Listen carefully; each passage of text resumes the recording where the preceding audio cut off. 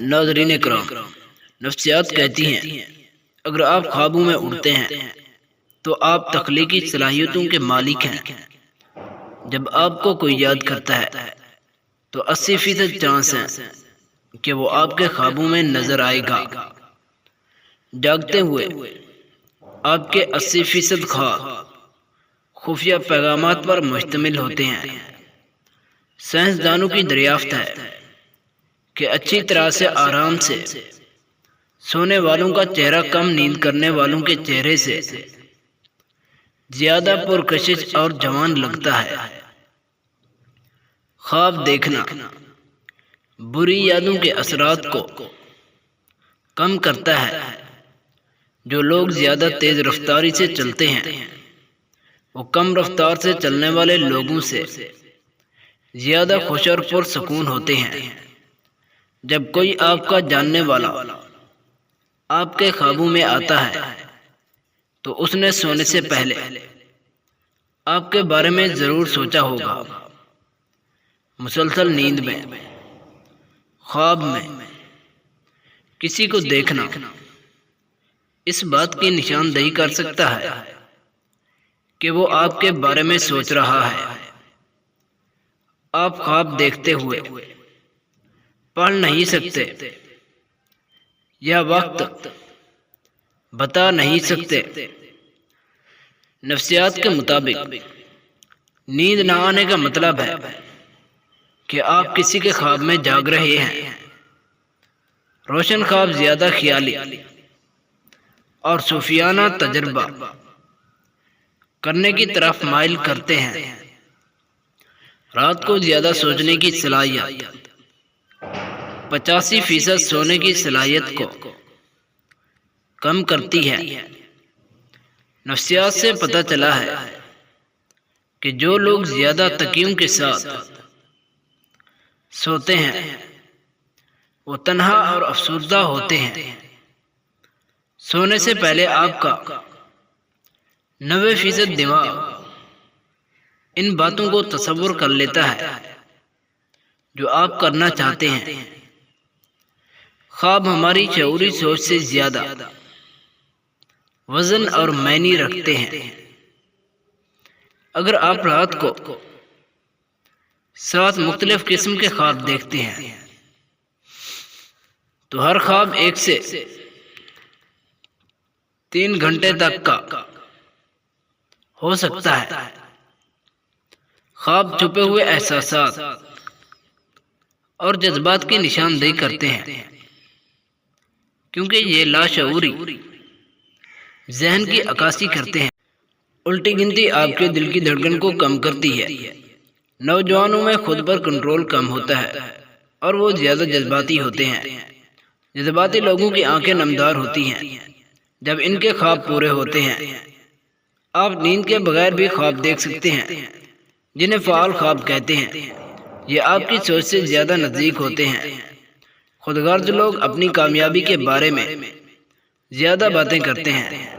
ہماری نفسیات کہتی ہیں جو شخص اینک پہنتے ہیں وہ زیادہ ذہین ہوتے ہیں۔ آپ آنکھوں سے کسی کے رویے اور کردار کو پہچان سکتے ہیں۔ نابینا لوگ عام لوگوں کے مقابلے میں زیادہ حساس ہوتے ہیں۔ اگر آپ اپنے اہداف کا بیان دوسروں کے سامنے کرتے ہیں تو آپ کے کامیاب ہونے کے چانس کم ہو جاتے ہیں۔ اگر آپ خواب میں بھوت دیکھتے ہیں تو آپ کو نئی دوستی یا رشتہ کرتے ہوئے ہوشیار رہنا ہوگا۔ جو لوگ اکثر خود سے باتیں کرتے ہیں ان کا آئی کیو لیول دوسروں کے مقابلے میں زیادہ تیز ہوتا ہے۔ احمقانہ سوال کا فوری طور پر جواب دینا ایک طاقتور دماغ کی بڑی نشانی ہے۔ نوجوان دوسروں کے مقابلے میں ہمیشہ زیادہ خطرہ مول لیتے ہیں۔ 35% قیدانہ خصوصیات پیدائشی طور پر ہوتی ہیں۔ اگر آپ کو یہ لگے کہ کسی نے آپ کو بلایا ہے مگر کسی نے آپ کو بلایا ہی نہیں تو اس کا مطلب ہے آپ کا دماغ زیادہ ایکٹیو ہے۔ رات کو جلدی ہی نیند نہ آنے کا مطلب یہ ہے کہ آپ کا دماغ دوسروں سے زیادہ طاقتور ہے۔ نفسیات کہتی ہے کہ آپ کے مزاج میں فوری تبدیلی اس بات کی نشاندہی کرتی ہے کہ آپ ان سے زیادہ ذہین ہیں۔ جو لوگ اپنے جذبات کو چھپاتے ہیں عام طور پر سب سے زیادہ پرواہ کرنے والے ہوتے ہیں۔ اگر آپ کسی کے ساتھ اپنے مسائل شیئر نہیں کرتے تو آپ زیادہ مضبوط ہیں۔ پڑھنے کے بعد فوراً سونا یادداشت کو مضبوط کرتا ہے اور یادداشت کو ہمیشہ بڑھاتا ہے۔ اگر کوئی آپ کے ذہن میں زیادہ رہتا ہے تو اس کا مطلب ہے آپ اس سے محبت کرتے ہیں۔ تقریباً 20% سے زیادہ افراد کو بالغ ہونے سے پہلے ڈپریشن کا سامنا کرنا پڑتا ہے۔ جو لوگ بہترین مشورے دیتے ہیں وہ زیادہ پریشان ہمیشہ ہوتے ہیں۔ وہ لوگ جو 8 یا 9 گھنٹے سے کم سوتے ہیں وہ زیادہ ڈپریشن کا شکار ہوتے ہیں۔ اگر کوئی خوبصورت چیزوں اور احمقانہ باتوں پر غصہ کرے تو وہ محبت کا متلاشی ہے۔ اگر کوئی شخص ایسا بولے لیکن تیز بولنا چاہتا ہو تو وہ اپنے اندر راز رکھتا ہے۔ جو لوگ کسی چیز کے بارے میں زیادہ خیالی باتیں کرتے ہیں وہ زیادہ پرسکون اور تیز دماغ رکھتے ہیں۔ اگر کوئی احمقانہ باتوں پر ہنستا ہے تو وہ اندر سے ہمیشہ خالی ہوتا ہے۔ اچھے خوبصورت اور کھلے کھلے کپڑے پہننے سے انسان کی اپنے اوپر خود اعتمادی بڑھ جاتی ہے۔ مرنے کے بعد بھی ہمارا دماغ 7 منٹ تک زندہ رہتا ہے، مگر اس میں معمولی سی سرگرمی ہوتی ہے۔ رات گئے یا صبح سویرے لوگ انتہائی ایماندار، عجیب یا خود غرض بن جاتے ہیں۔ جب کوئی آپ کو یاد کرتا ہے تو اس کا 80% چانس ہے کہ وہ آپ کو خوابوں میں ہمیشہ کے لیے سوچ رہا ہے۔ کسی کے ساتھ زیادہ بیٹھنے سے آپ انہی کی طرح بولنے یا دکھنے لگتے ہیں۔